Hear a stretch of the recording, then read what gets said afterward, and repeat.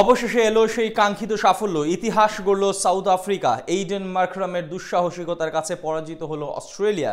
প্রথমবার মতো অজিদের হারিয়ে আন্তর্জাতিক শিরোপা উঁচিয়ে ধরল প্রোটিয়া বাহিনী। বল হাতে কাগিজ ও রাবাদার দুর্দান্ত নৈপুণ্য দেখানোর পর দ্বিতীয় ইনিংসে ব্যাটাররা দেখালেন মুনশিয়ানা।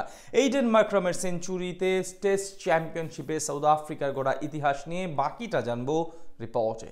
একদিক থেকে মিচেল স্টার্ক, অন্য দিক থেকে প্রথম ইনিংসের নায়ক প্যাট কামিন্স। মাঝে মাথা বরাবর বাউন্স দিয়ে প্রায়শই পরখ করে নিচ্ছিলেন জশ হেজলউড। অস্ট্রেলিয়ার পেসারদের নেওয়া এমন কঠিন পরীক্ষায় দ্বিতীয় ইনিংসে বড় চাপে ছিল প্রোটিয়া ব্যাটাররা। কিন্তু একজন এইডেন মার্করাম যেন মনে মনে পণ করে এসেছিলেন সব বাধা বিপত্তিগুলো পাড়ি দিবেন শক্ত হাতে। তাই তো তৃতীয় দিন লড়াই করেছেন কঠিন মনোবল সাথে নিয়ে। তার আগে লর্ডসের গালিচায় 251 জন সেঞ্চুরি করেছেন। কিন্তু মার্করামের ইনিংসটা সম্ভবত সবচেয়ে আলাদা, কারণ দক্ষিণ আফ্রিকার প্রথম বৈশ্বিক ট্রফি জয়ের ভিত গড়ে দেওয়ার পিছনে এমন একজন নায়কের কাছ থেকে ঠিক এমন একটা পারফেক্ট ইনিংসই প্রয়োজন ছিল। নামের পাশ থেকে চোকার্স অপবাদটা সরানোর মিশনে নিজেদের প্রথম টেস্ট চ্যাম্পিয়নশিপ ফাইনালে শক্তিশালী অস্ট্রেলিয়ার মুখোমুখি হয় সাউথ আফ্রিকা।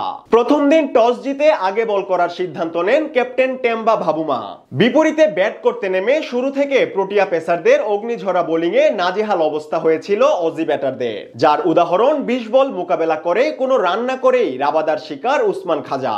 দলীয় 70 রানের আগে 4 উইকেট হারিয়ে দল যখন কঠিন বিপর্যয়ে, সেই মুহূর্তে হাল ধরেন স্টিভেন স্মিথ। প্রজন্মের সেরা টেস্ট ব্যাটার খেলেন 66 রানের ইনিংস। তার সাথে ওয়েবস্টারের উইলো থেকে এসেছিল 72 রানের ইনিংস। শেষ পর্যন্ত কাগিসো রাবাদার 5 উইকেট নেওয়ার দিনে 212 রানে গুটিয়ে যায় অস্ট্রেলিয়া।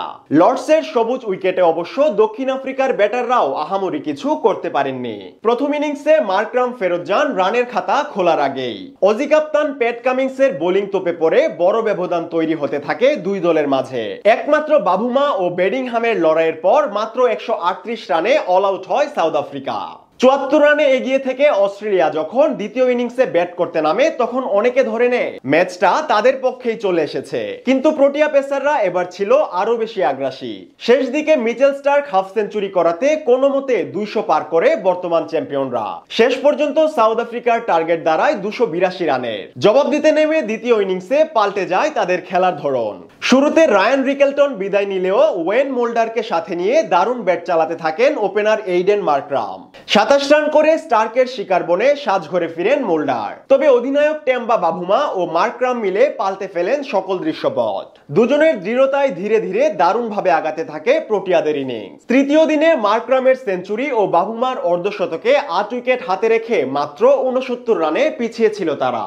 আজ দিনের শুরুতে কাপ্তান বাভুমার উইকেট হারায় প্রোটিয়ারা, কিন্তু এক প্রান্ত আগলে রেখে দারুণ ব্যাট করতে থাকেন মার্করাম। মাঝে ট্রিস্টান স্টাফস কিছুটা সঙ্গ দিলেও বেশিক্ষণ থিত হতে পারেননি। তাতে অবশ্য বড় কোনো বিপদ হয়নি সাউথ আফ্রিকার। এইডেন মার্করামের 136 রানে ভর করে সহজেই জিতে যায় ম্যাচ।